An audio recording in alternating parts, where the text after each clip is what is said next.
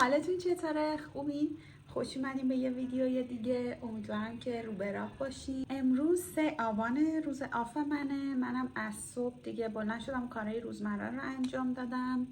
الان مامان بابام رفتم بیرون، من تنها در خانه. دیروز مهمون داشتیم، حالا من مینی ولاگشو گذاشتم و ببین تازه دارم میفهمم که مثلا خانوما میگن کار خونه خسته کننده است و کار خونه مثلا معلوم نمیکنه چقدر زیاده و اینا. تازه دارم میفهمم که بنده خداها راست میگن، واقعا کار سختیه. بعد الان مثلا یکی برام دیدم کامنت گذاشته بود که چجوری بلد نیستی، مثلا یه دختر 9 ساله داری کار. اوکی، من که خودم گفتم مثلا خیلی اهل کار خونه و اینا نبودم هیچ وقت، ولی حرفم اینه که واقعا کار سختیه. یعنی مثلا وقتی که مهمون میاد، همین که تو میخوای یه دونه مثلا چای بذاری جلوی مهمون یا مثلا غذا رو بکشی، من حتی غذا رو مامانم درست کرد ولی فهمیدم که وای، یعنی همه اینا کار سختیه، همه اینا نیاز به این داره که تو مثلا از قبل خیلی چیزا رو آماده کنی. و خلاصه اینجوری امروز هم که بلند شدم کلی دیگه ظرف شستم، کلی اینجا رو مرتب کردم، تمیزکاری کردم. امروز توی هواشناسی زده بود که بارونیه، ولی چیزی که من بینم کاملا آفتابیه و من خیلی روز پنجشنبه است، بعد هی داره وانتی رد میشه. چی ول کن کوتاهیه. بعد صداشون هم ضبط کردن، اون ضبط دیگه میگه مثلا اینجوری نیست خودشون. مثلا هوا رو دیدین چجوری شده؟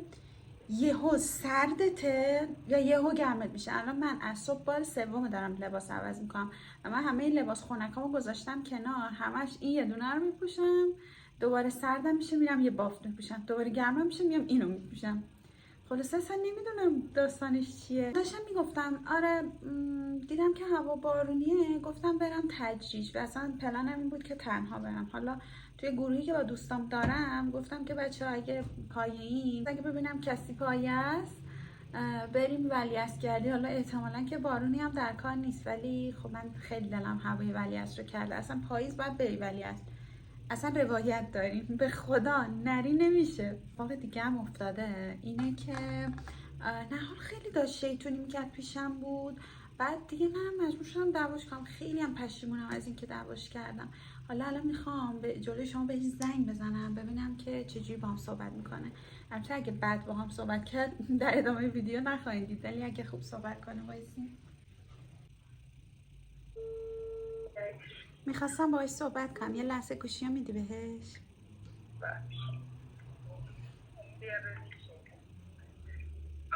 سلام آبجی. سلام. میخواستم ازت که منو ببخشی. امکانش هست؟ ممنونم ازت. میای بالا؟ من تونستم این جدول تو بچینم.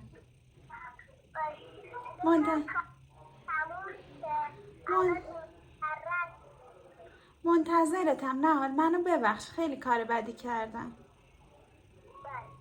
دوستت دارم. خدا خدا رو شکر. من خیلی در مورد نهال احساسات میشم، مثلا همین الان دارم گریه میگیره. آقای مهندس خوب هستی؟ حال شما؟ بعد ما مزاحم نشدم؟ قربونتون. میخواستم بگم که این پروژه پاسداران من نگاه کردم بیمه نامه هاش تا 8 آبان تموم میشه، ولی خب پروژه شما فکر میکنم یه 2 ماه دیگه کار داره، درسته؟ بله. میخواستم بگم که حتما بیمه نامه هاشو تمدید کنی، یه کپی هم از تمدیدش بر من بفرستی. بله درست. حالا اونه که برای پایان کار با تو صحبت میکنم، هنوز نه زوده برای اون، ولی آره بیمه نامه ها خیلی واجبه دیگه. منتظرم، پس خیلی ممنونم. قربان شما، خدا. پروژه پاسداران به خوبی خوشی تموم بشه. من یه شیرینی میدم، به خدا خیلی کار استرساییه، جونمو به لبم رسونده. نه خدا رو شکر حالا تا اینجا از این آدمای اذیت کن و از این آدمایی که هی مثلا بخوان خلاف نقشه و اینا جلو برن نیستن. یعنی اصلا شخصی طور دارم میسازن، این شکلی بساز بفروشی نیست. ولی خب بازم من مسئولیت زیادی دارم دیگه، اصلا کلا ناظر مسئولیتش زیاده و باید خیلی مراقب باشه. عشقم اومد پیشم، منو بخشیده، مرسی خاله.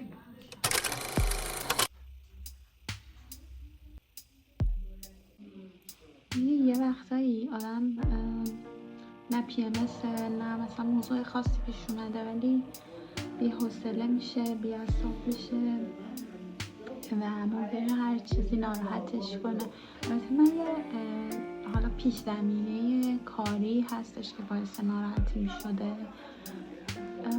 ولی حالا الان ورزشم کردم ولی بازم یکم حال روحیم خرابه، برای همین دیگه گفتم که حتما باید بیرون برم تا یکم حالم بهتر بشه. نمیدونم برای شما هم پیش اومده یا نه، ولی خب یه موضوع، یه چیزی که از یه نفر توقع نداری و این مسئله پیش میاد به طور کلی روحیتو خراب میکنه.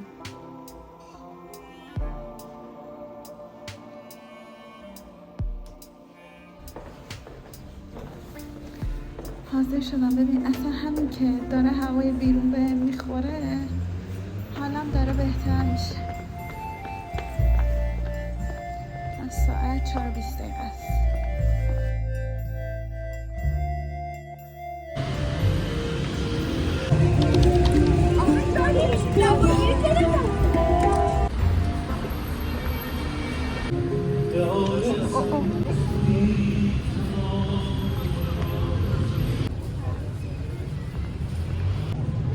بالاخره رسیدم با فردوس. نمیدونید چقدر شلوغه، باورتون نمیشه که چقدر اینجا شلوغه.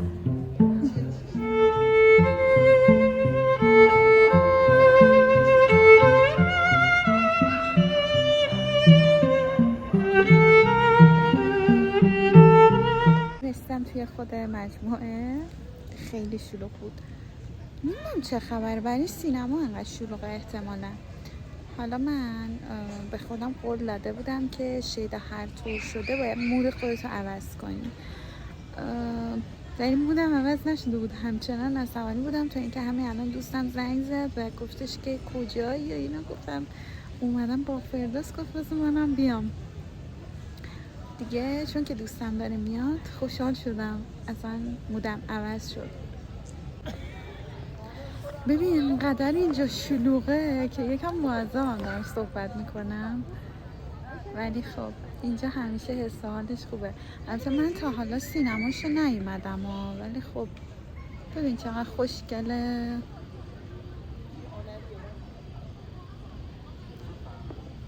شبا بیرون اینجا یه سری اکیپ میان و مثلا نمیدونم از این اکیپ هایی که رپ میخونن گروهی و اینا و خیلی باحاله. ببینم اگه امشب بودم ویدیو میگیرم، مثلا این شکلی که با هم فری استایل میگن، این شکلی رپ میخونم، بعد حالت کلکلتوری دیگه. اون کافه و رستورانی هم که اول اینجاست خیلی شلوغ میشه، شبای اینجا با صفای. ببین تنهایی اومدن خوبه ها، ولی واقعا یکی با آدم باشه بیشتر خوش میگذره. من الان این شکلی اخم بودم داشتم میومدم، ولی خب همین که دوستم زنگ زد و گفت میاد خیلی حالم بهتر شد. خیلی کلا وقتی که از خونه داشتم میومدم بیرون به خودم گفتم که ببینم شیدا انقدر قوی شدی که بتونی مود خودتو عوض کنی، بتونی غلبه کنی حالا به چیزایی که اعصابتو به هم ریخته و اینا. دیدم که نه، هم یکم حالم داشت بهتر میشد ولی همچنان ناراحت بودم. واقعا دوست خوب نعمته.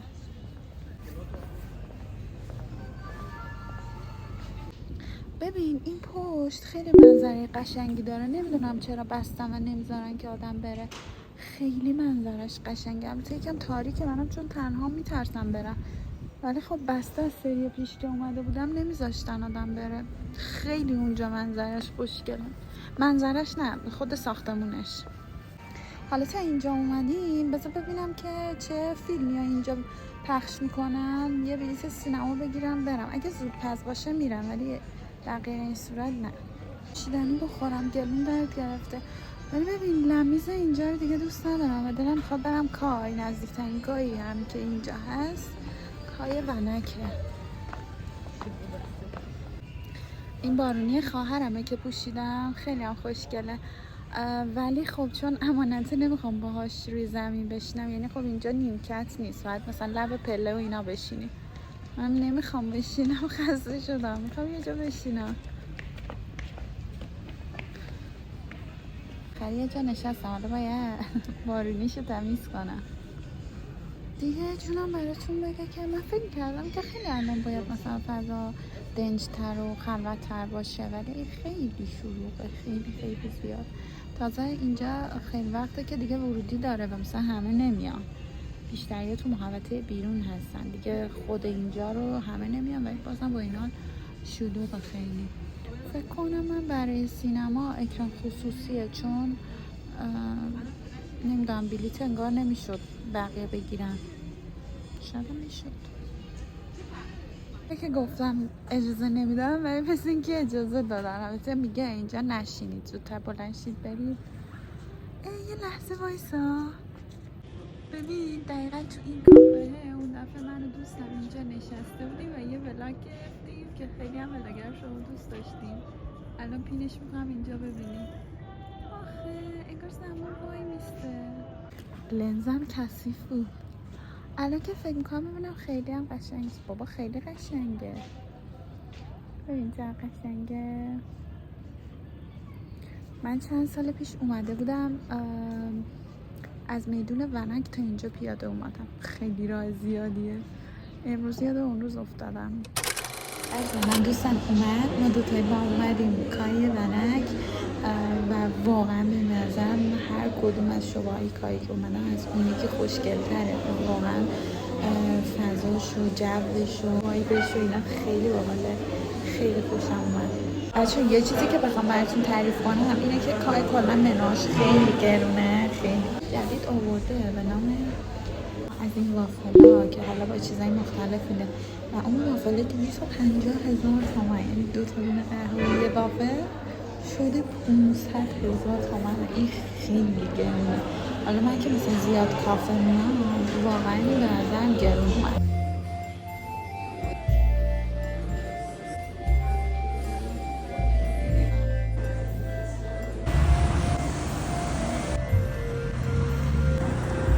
بالاخره بارون گرفت. من اصلا کلا هواشناسی که دیده بودم گفتم امروز بیام بیرون. الان که ما از کافه اومدیم بیرون که میخوایم برگردیم بریم خونه، بارون گرفته. حالا گفتیم یکم قدم بزنیم ولی دیگه داریم میریم.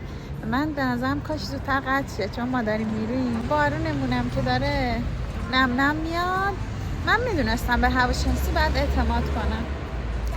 حالا دیگه بریم ان شاءالله تا بارونای بعدی. بازم من تازه رسیدم خونه، خیلی خسته شدم چون بارون خیلی شدید شد، ترافیک شد، خیلی دیر رسیدم و اصلا گوشیمو چک نکردم. مامانم اینا خیلی نگران شده بودن دیگه. من رسیدم خونه همه کجا بودی فلان دیگه. بیچاره‌ها کلی بهم زنگ زده بودن، من متاسفانه اصلا نشنیده بودم.